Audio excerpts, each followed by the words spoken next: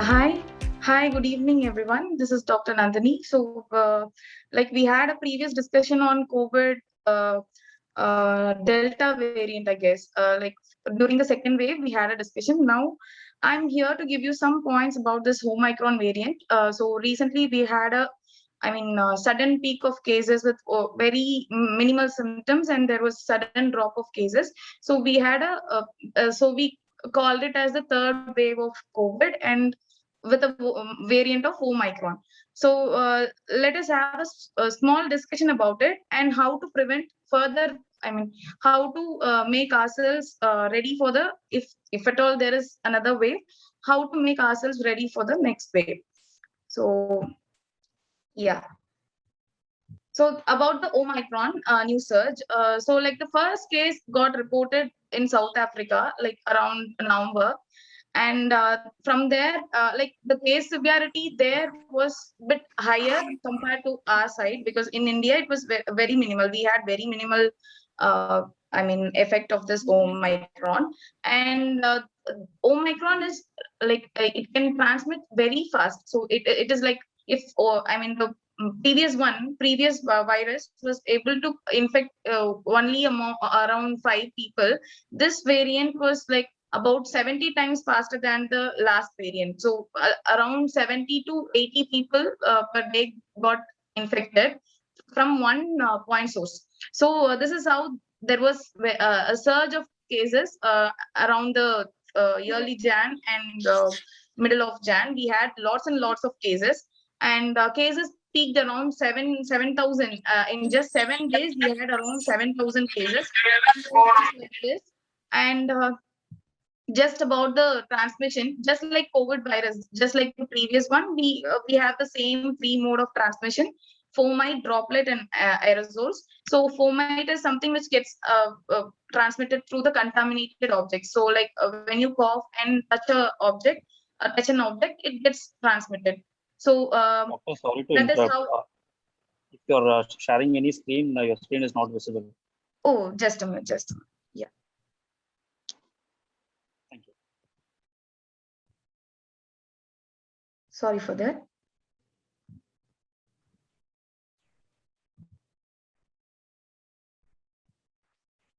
So is it visible now? Yes, it's visible. You can go on a presentation. Yeah. Thank you.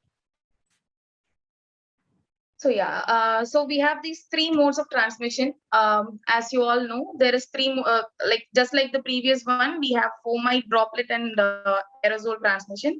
In fomite transmission, the contaminated objects does the job. They spread the virus from one person to another. So when we cough and touch the object, so the object gets infected, and the virus gets transmitted. So the droplet infection is one where you can spread the virus in a like in a close contact. So when you stand near to someone who is infected with COVID, just in a distance of 6 feet, and you cough, when the other person on the other side coughs, so you get infected. That is how the droplet mode of infection is. But this aerosol infection, what happens is very minute particles stay suspended in the air, because this virus is very small, right? So it gets suspended in the air, and when you enter a closed room, say in theater or like very closed room, so the suspended viral particle gets, will infect you by getting transmitted through your nose and all that. So that is why we ask to maintain a distance of 6 feet and wear a mask, goggle if in appropriate places. So and to avoid fomite transmission, we ask people to wash their hand frequently and sanitize. So whenever you enter a shop, or whenever you enter a new place other than your house, and even when you enter your house coming back from work, please sanitize and wash your hands properly, and then you can continue your daily run. Okay. And yeah. So the symptoms, coming to the symptoms, it's not like the previous one. The previous one was very severe. So we had lots of casualties in the previous wave. So we had lots of bed occupancy rate and all that. Lots of people had very delirious effect during the previous second wave. But in this wave, fortunately, we didn't have any no major casualties we had. So just subtle symptoms like fever, cough, cold, just like any other viral illness, we have this fever, cough, cold, and all that. So first day they used to have this high grade fever, very high grade fever. So they will have this shivering. So on the second day, or even on the first day itself, they can have shivering with chills. So that is how it starts. So most of them will, who presented to me had the same scenario. So they used to have high grade fever, then fever with body pain, chills, and rigors. After that, on the third day, they develop this something called itchy throat. So they feel like there is some irritation in the throat, and there is some feel like scratching the throat. So that is how we call we pose it like it's a itchy throat and runny nose on the third day. Okay, so after that, all the symptoms subside. So all the fever and all will go off by the third or fourth day, and cough alone persists for some people, and the throat irritation also goes off. By fourth day, everything goes off, but cough persists. So cough persists for another 5 to 6 days, and after that, the cough also settles. So even in debilitated old patients, also even with them also, we had the same mode of, the same pattern. There was no exaggerated symptoms and all that. So we had the same symptoms for all of them. And this time, fortunately, we didn't have all these breathlessness issue, oxygen scarcity, and all that. So only like out of 10, not out of 10, out of 100, almost 2 or 3 had this oxygen, required oxygen. Otherwise, everyone settled with mild cough. After that, after treating the cough, they all resoluted. So there was no problem with the case management. So it was very it's a narrow wave. So we had peaking of cases and then sudden drop of cases. So that is how the wave was. It was very easy to manage. Almost the cases gone. I mean, the cases got weaned off. As of now, we have a very low amount of cases, low cases in the area. So in the field. I think by next 2 or 3 weeks, I mean, the case will really come down. So that is what we are hoping as of now. And yeah, so this is regarding the symptoms. And like previous day, we have the, 2 modes of test: RT-PCR and rapid antigen test. So previously we didn't, depend on this rapid antigen test, because we were not sure if it is, if it will give a true positive result. But during this wave, it really helped a lot of people out there, because a lot of people who tested rapid antigen positive also tested positive for RT-PCR. So we asked them to get tested with rapid antigen test itself, because it's a home-based test. With the help of it, a lot of people can get themselves diagnosed easily. So rapid antigen test is reliable for this kind of infection, Omicron kind of infection, because it is easily transmitted and easily detectable also. So that is so we have these kinds of tests. So RT-PCR and rapid antigen test. Okay. So, and if you have any doubt regarding this rapid antigen test usage, you can ask me in the question and answer part. It's just that you will have to take a throat swab and dilute in the solution, and you will have to put it in kit, the kit that you have bought. So that will show the result. So if there is 2 lines in the test report, it is considered positive. If not, it is considered negative. So that is how it is. This is rapid antigen test, which is the newer version. I didn't tell about this in the previous seminar, I guess. So, and about this Omicron and Delta variant. So how, like we had in the initial part of the wave, like almost in the mid of December and early Jan and all, we used to have both the variants. So Delta as well as Omicron variant. Delta is bit serious, whereas Omicron is bit less severe. So Delta, we had very few cases. We can even count it. So we had very few cases, and Omicron we had millions and millions of cases. So that's the difference. That's the first and foremost difference. And in Delta, we had very limited cases, because its transmission rate is very less, and Omicron is 100 times more than that of Delta. So that is why we had these kind of case pattern, and infection rate is also very high. this can easily, Omicron can spread the infection easily in the community, whereas Delta, the infection rate is bit low. And the death rate, we had only very minimal death rates, like out of 100, say, like we had 0.5 death rate. So out of 100 itself, we had 0.5 death rate in case of Omicron, whereas in Delta we had, as you all know, death rate was very high, and that is why we called it. The Delta variant was given more importance than this of. For the Omicron, we didn't have lots of preventive measures were more, but tertiary care centers didn't have the load because they were not overloaded because it's just subtle wave. The symptoms are also subtle. And children, in Delta variant, children got affected, but yeah, there also they didn't have I mean delirious effect. But in Omicron also, there's children are very least affected. They are not affected at all, and they had very minimal symptoms. Like if at all affected, they had very minimal symptoms. No one ended up in the hospital as of I know. So no one ended up in the hospital or ventilator. Even if they ended up like that, they would have had some immune disease or pre-existing cardiac diseases. So that is one thing that could have triggered the transmission of Omicron in progression of Omicron. Okay, so that is one thing. And complications, very high complications during.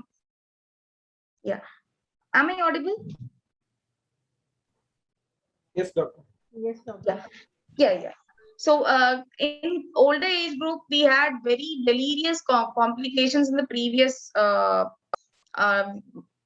previous wave, Delta wave. But in Omicron, we have minimal or say no complications. They all resolved without fibrosis. So a lot of people had lung fibrosis, and after effect of COVID was like almost 1 month. They had all these cough issues, weakness, and all that. But in this wave, they all recovered by 15th day. Even if the COVID swab was positive, lot of people had positive swab even on the 15th day, but they didn't have symptoms at all. So it was like this time. And so fever, in older version, we had fever, cough, cold, loss of smell, loss of taste, and all. But in this wave, it limited to fever, cough, cold alone, and scratchy throat. We didn't have loss of smell and throat, loss of smell and loss of taste. So this time it just affected it actually, because Omicron gets replicated in the throat itself. So it doesn't affect the lung. It gets multiplied in the throat and infects your throat and nose and all that, but it doesn't go to the lungs. So that is why we didn't have major of the lung symptoms. So no breathlessness, nothing was there. And progression in case of Delta is very slow, because it takes almost 7 to 8 days for the symptoms and for the breathlessness and all to happen. But in case of Omicron, it's very fast, and fast resolution also is there, because like they get sick by if they get sick on first day, they resolute by they come to the resolution phase on 5th or 4th day. So it's just a 5 days post fever. That is what we call, just like common flu, what you have, common cold and all that. So just like that it will be. So you don't have to worry much about the Omicron. Yeah. So like for any viral fever, for any flu kind of fever, influenza like fever, the mode of primordial prevention will be the best mode of approach, because once you prevent the disease from even nearing you, you can avoid lots of problems. So a proper usage of mask, that is the first and foremost thing. And social distancing, you may ask me how long do we have to continue with the mask. So it's like so wave by wave, you may see like there is in the first and second wave we had lots and lots of problems, we had lots of casualties, but this wave it's coming down. So probably by next or forthcoming waves, it will be just like any other viral fever, and it will go off. So because as we all got immunized, vaccinated also, so the herd immunity would have helped us to come out of the illness. That is how we actually protected ourselves from this Omicron surge. Okay. So second thing would be social distancing. So this we would have, day by day, everyone started insisting about this social distancing, mask, wearing of mask and all that. So not much to talk about it. So, and disinfection in workplaces, you can disinfect, time to time, you can do disinfection, so that there won't be any mode of spread, there won't be any transmission when they come to office setup. And hand hygiene, staying indoors, or avoiding crowded places are all mandatory during any new surge of virus. Okay.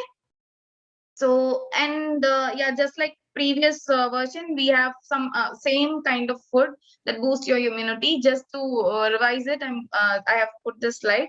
So you have to take lots of greens in the form of drumstick leaves, mint, and other greens, because this can improve your iron, as well as this can improve your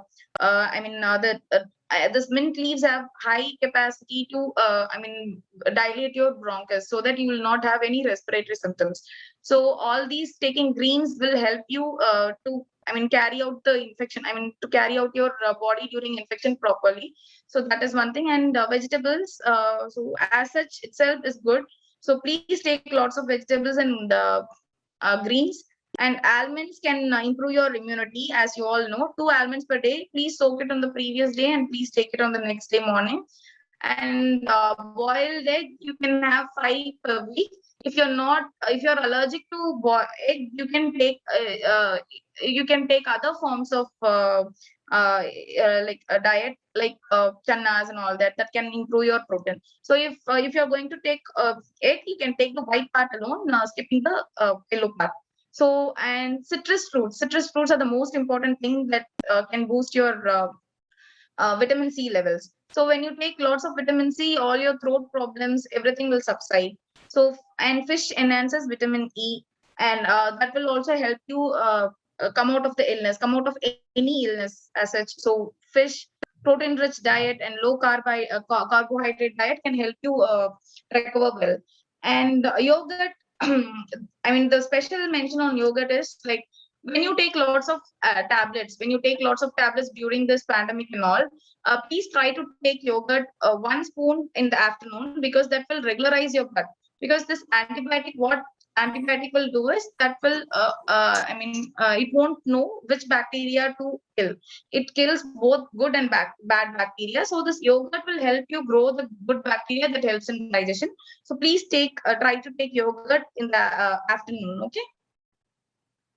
So coming to the main part, what if COVID positive? What needs to be done?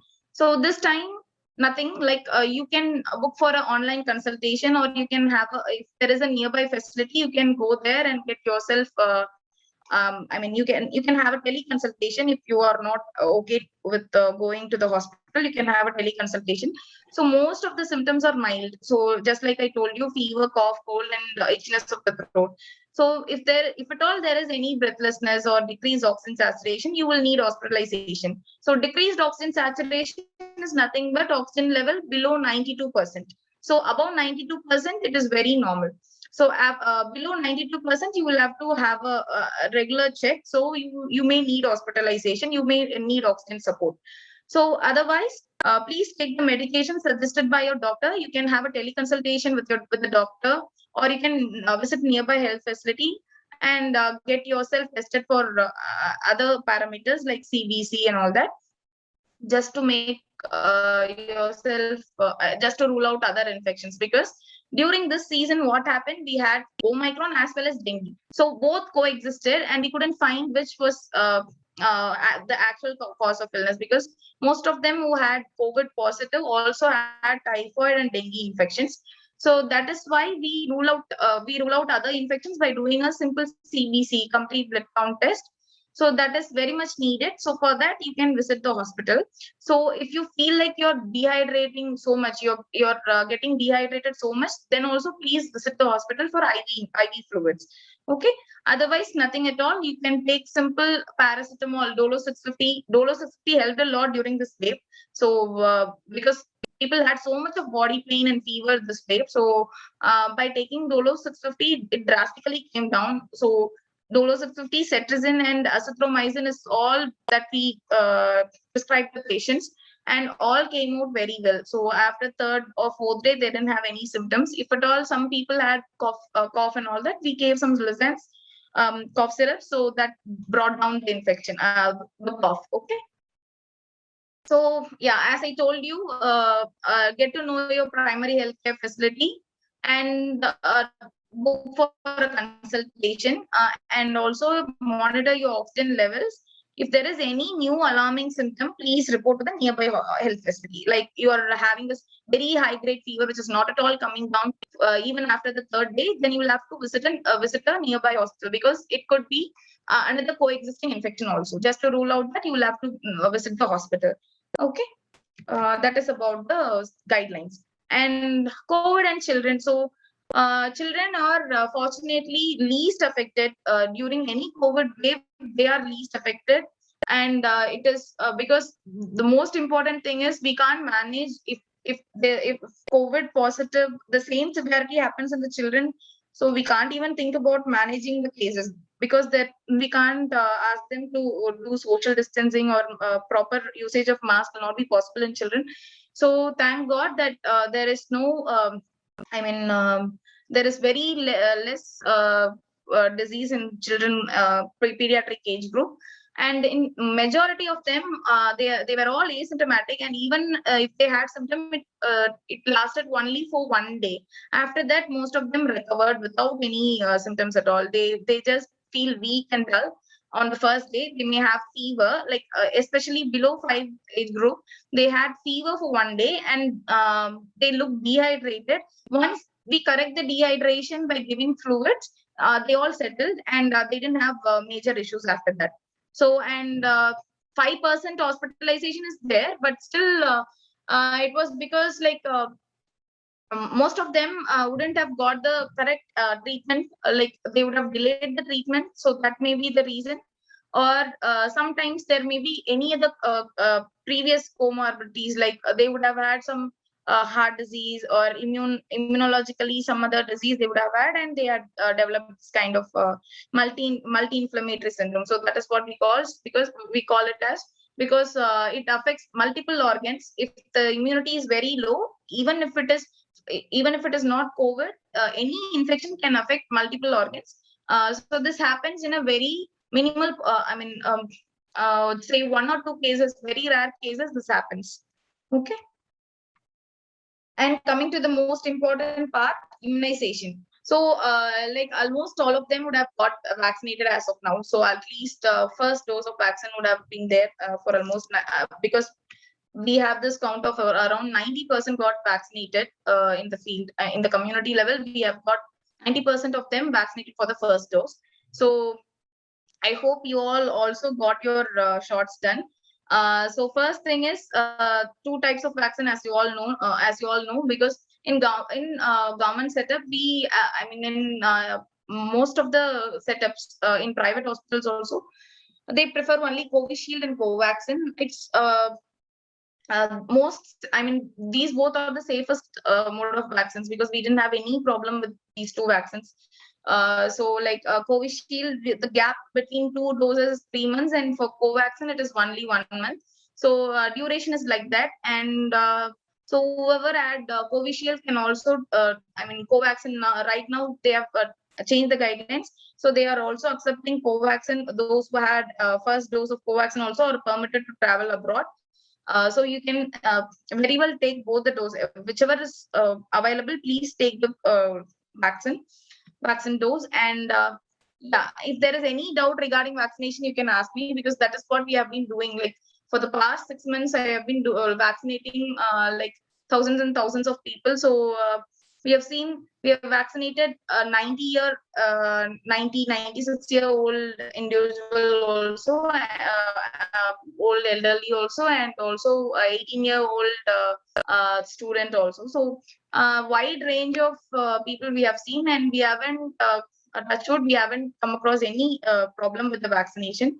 So even very mild symptoms like allergies, skin rashes still persist, but it will be there for any vaccine. Some people will develop some amount of allergies, that is very much normal, and we didn't have any major casualties like like heart attacks and all that. We really have no proof of that.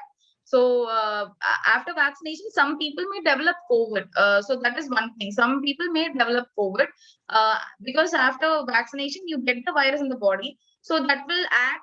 If your immune is normal, you are immunologically tolerant, then it will act normally. It will just have a fever, just like any other vaccine. It will have 1 day fever, and after that, it weans off.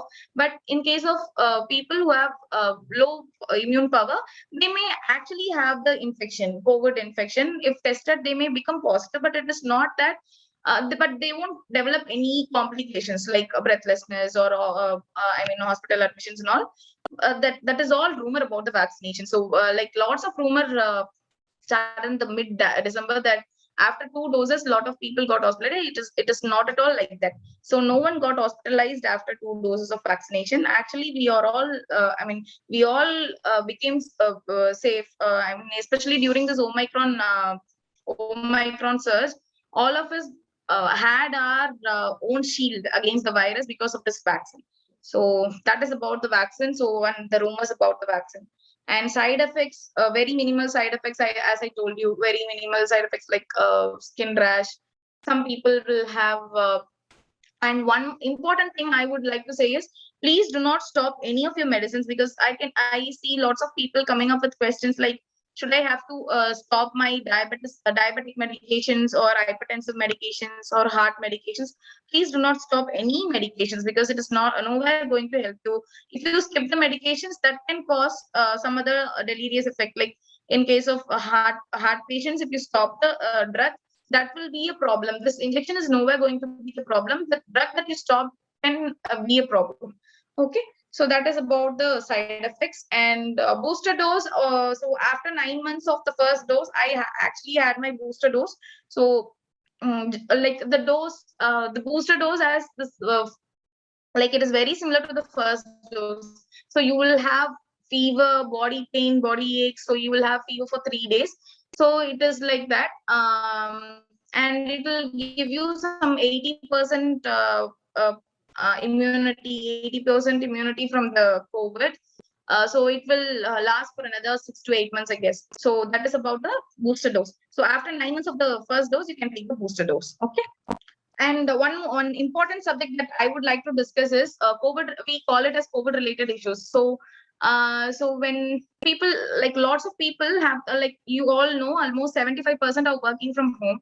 So we call this as work from home syndrome. So what happens in work from home syndrome is you have less exposure to sunlight, and you will have like say, your diet will not be proper. So what happens is lots and lots of people that I see, youngsters, will come up with very low vitamin D levels. So that is because they wouldn't have gone out or would have had adequate sunlight exposure. So their vitamin D levels are very low, and they will have ultimately have tiredness, and they will have all sorts of body aches and all that. Typically, like a thyroid patient, they will have all these kinds of symptoms. So that is about vitamin D deficiency. And vitamin B12 deficiency, like working from home can make you stressed out. And sometimes what happens, you may overeat, or you may eat a diet which is not appropriate to you.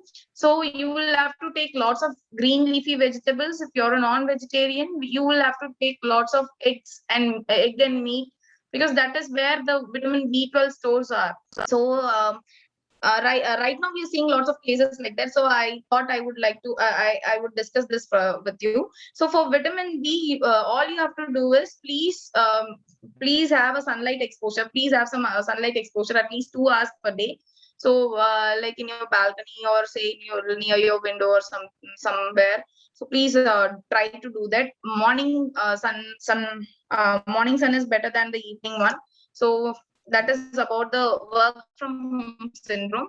If you have vitamin D deficiency, if you have developed vitamin D deficiency, if you have tiredness, please check yourself if you have vitamin D deficiency or not. If you have vitamin deficiency, all you have to do is we prescribe this, what this called as D rice sachet. So once a week you will have to take that D rice sachet. That will improve your vitamin D. Along with the milk, you will have to take it. So 4 weeks in a month you will have to take it, and your vitamin D level will come back to normal. But if you want to sustain the same level, you will have to make yourself exposed in the sunlight. Okay. And stress issue.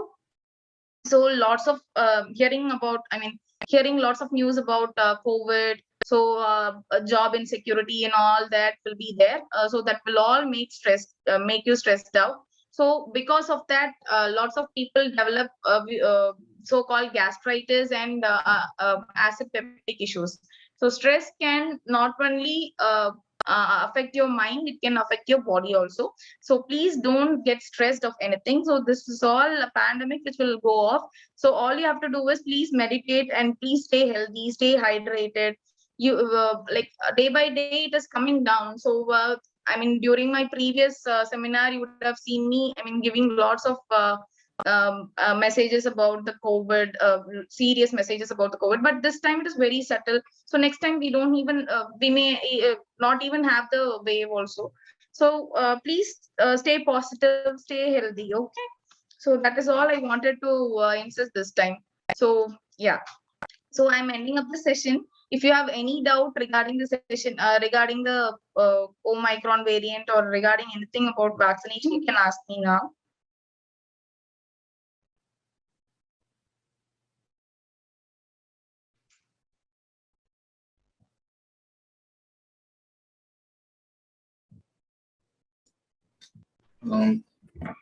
Hello, doctor. Hi. Hi, doctor. This is Balamurugan. I have one question. Like, now the intensity of the COVID has gone down, right? Because of its mutation and all.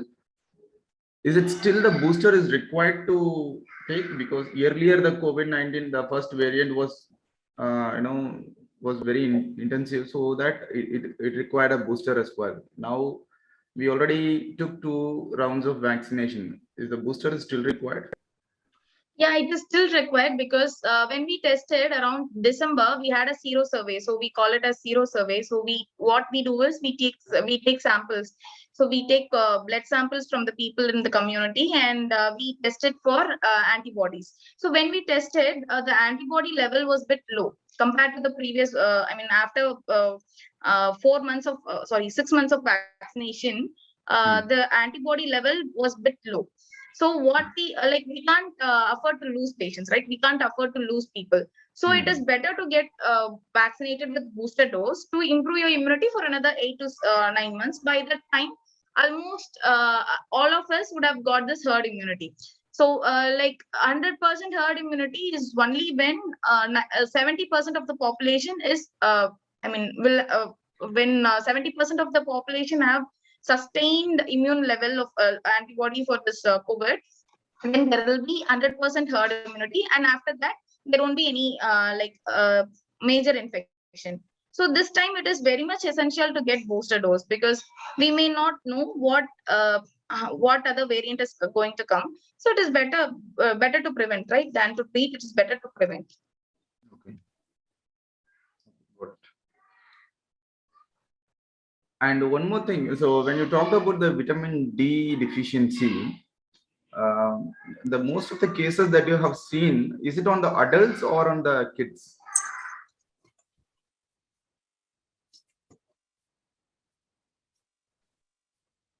Hello.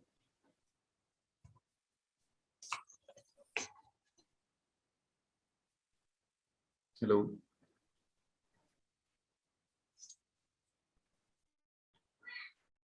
Hi, am I audible? Yes, Bala, you are audible. Yeah, you are audible, but Okay. not able to see anyone in the screen. All right. Network issue is seen.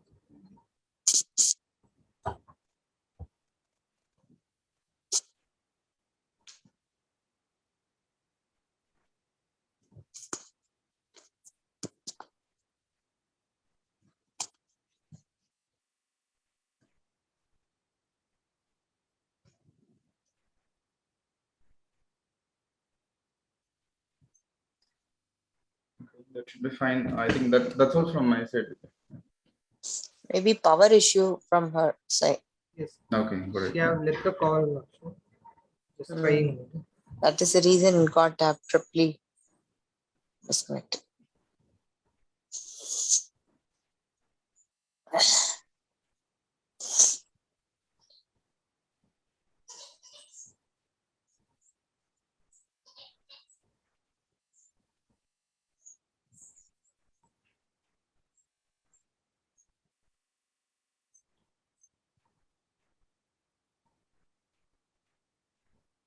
Ravi and Samson, can you please check with Nandhini? She's not audible. I think she has disconnected. Trying again.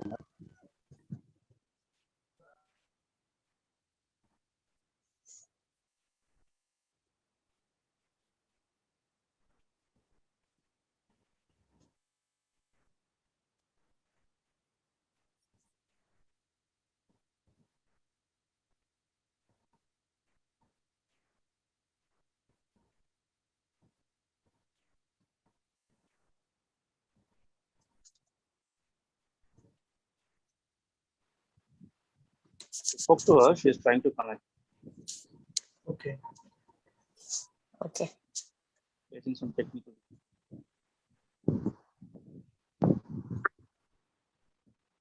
Hello. Hello. Yeah, we Yes, can hear you. yes. Yeah. Hi. Sorry for the interruption. There was some network issue. No problem. So Bala, you had a question about D3, vitamin D. Yeah. Please go ahead. Bala, Yeah. Here we go. Hi, doctor. Hi. Yeah, so when you talked about the vitamin D deficiency, Yeah. the most of the deficiency that you have observed on the adults or with the kids, because they are also No. This was mostly, I mean, all these vitamin D deficiencies predominantly will be in adults only. That is because in children, children category, there won't be any vitamin D deficiency as such. If there is, if there is no other issues, they won't have this kind of vitamin D deficiency issues. So it happens in adults only. Okay, got it. Okay, thank you. Thank you.